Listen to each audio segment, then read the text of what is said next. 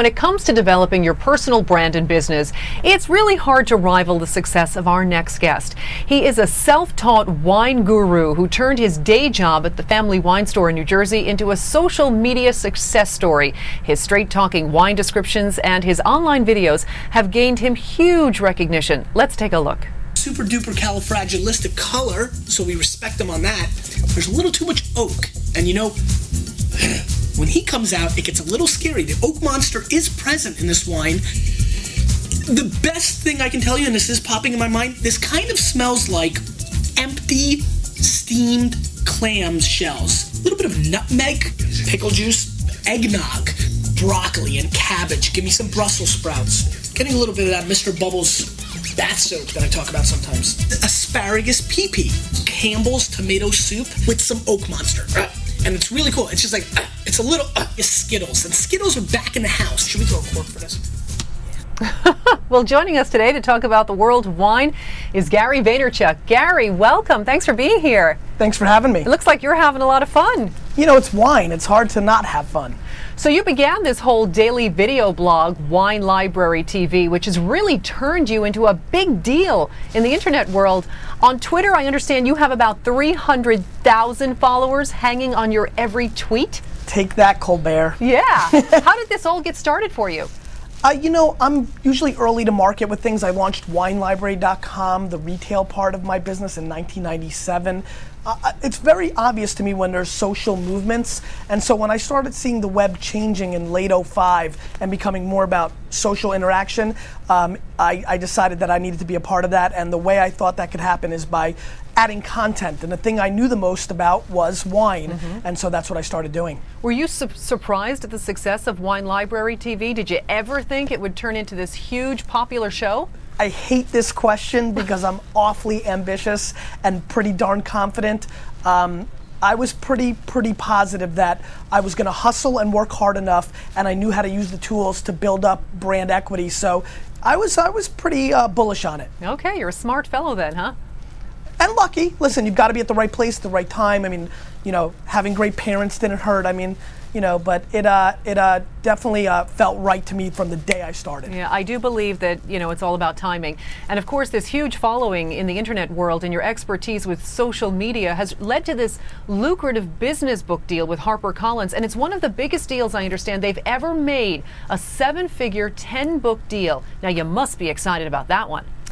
Doesn't hurt, you know. My goal is to buy the New York Jets, so you know, I'll put some of that money away to that piggy bank for that. So yeah, I'm feeling pretty good about that deal. And it's good to have a goal. That's a big goal, but I think you could pull it off. Well, I appreciate that. You know what? That's one of the things that when I consult for a lot of Fortune 500 companies or individual brands about using these products, I always ask them right off the bat. Sit down, people have coffee in hand. What do you want? And I think that a lot of people don't exactly know where they're going or what they want, but these tools can help you get there pretty quick. Now, you've really utilized the web as a platform. How have social media tools such as Twitter and Facebook help you promote your work? From 1998 to 2005, I spent over $4 million in traditional media building up WineLibrary.com. For the 2006 to now period with Wine Library TV and my personal brand, I've just leveraged these tools. So the cost, the ROI, it's sweat equity that people have to understand now. It's getting in the trenches, getting your hands dirty and caring about your fan base, your consumer base. So, I mean, I've used it completely because the cost has been so minimal and the returns have been so high. So now that you're here, we have to get some wine advice from you. Fair enough. And let me ask you, how should you go about buying a bottle of wine, especially someone who doesn't really know what they like? I have the greatest rule of all time for you, so I hope you're ready. Okay. Buy something you've never had before. So many people drink the same old stuff. You know, Hollywood told us to drink Pinot Noir, and now everybody drinks Pinot Noir, or Pinot Grigio, Chardonnay. If you go out and try a varietal, a Gewürztraminer, a Petit Verdot, a Cabernet Franc that you've never had before, you have an absolute opportunity to expand your palate, because how do you know that pizza is your favorite meal if you've never tried it? And so way too many people are in this little bubble. Go out and try something different. You're just as likely to have something you love by trying something new. And identifying a wine's flavor, it's not always so easy. So how do you do that? First, you don't overthink it. I mean, let's be honest. You're drinking the wine. We're not here for like science class to break down every subtle flavor profile. I think by trying new wines, you're just going to start picking them up. If you're really into it, I recommend going to Whole Foods or Wegmans or whatever shop has a wide variety of fruits and vegetables. Taste different things, star fruit, lychee fruit, cassis. These are things that are found very commonly in wine, but maybe aren't part of the common American diet. Wine tasting often seems like an expensive hobby, and especially in this current economic environment. So what tips do you have for people who are interested in tasting and buying wine? First of all, they need to understand that price has no impact on quality.